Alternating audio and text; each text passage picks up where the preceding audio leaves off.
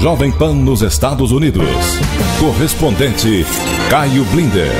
Caio Blinder chegando com imagens aqui no Jornal da Manhã. Caio, 100 dias de protestos, mais de 90 mortos, situação cada vez mais dramática na Venezuela, e o governo Maduro suaviza a situação carcerária do líder da oposição, Leopoldo López. Será que esse recuo sinaliza uma concessão do chavismo e que a Venezuela está realmente recuando? Tudo bem, Caio? Bom dia para você. Bom dia, Tiago. Bom dia aos ouvintes internautas. Bem, no caso do Maduro, o modo de operação dele é sempre tentar ganhar tempo. Ele não quer negociar, ele não quer um genuíno diálogo. O único diálogo hoje viável na Venezuela é uma negociação para a transição pós-chavista. E ele não se mostra disposto a isso. Então, com isso, número um, ele quer dividir a oposição.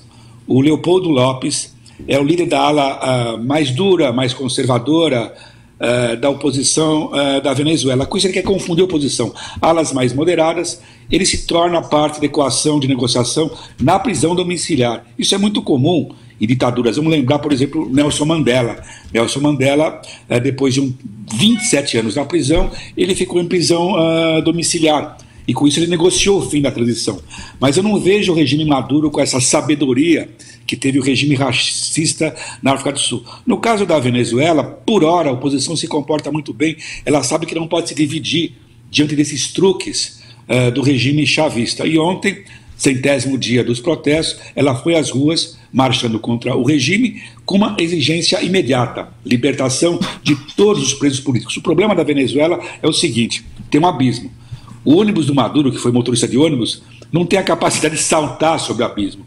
Nessas horas, você tem que fazer uma boa transição. E eu não vejo isso com otimismo na Venezuela. Eu vejo o abismo e vejo sempre o perigo de uma guerra civil. Porque você tem os bolsões sinceros, radicais, corruptos, truculentos do regime, que não vão negociar nada. Leopoldo López é um cara inteligente, ele é um cara conservador e sabe que precisa negociar. Na prisão agora ele conversava com gente importante do chavismo, deixando claro, sinalizando: olha, quando a gente estiver no poder, a oposição, nós não vamos ser revanchistas. Ou seja, você tem que saber negociar o fim do regime, mesmo com gente corrupta e podre. Senão, uma transição, ela resulta em o quê? Primeiro em guerra civil, depois em caos e eventualmente um regime melhor ou não. Ou seja, a situação na Venezuela continua muito tensa, mas vamos saudar, ao menos, a suavização das condições carcerárias de um líder importante da oposição, uma pessoa de princípios importante como Leopoldo López.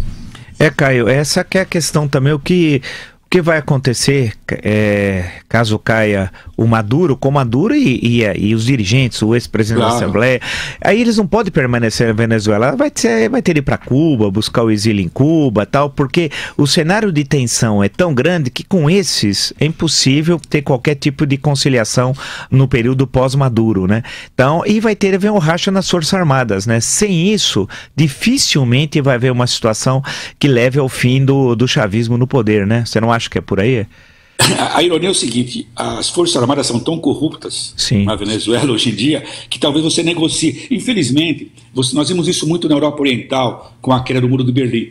Setores militares souberam negociar, ficaram no poder como donos de empresas, muitas vezes. Sim. Porque parte da economia da Venezuela já está militarizada. Os militares, eles controlam os setores da economia, como em Cuba. Esse é o problema. Esse pessoal não é mais ideológico, ele é corrupto.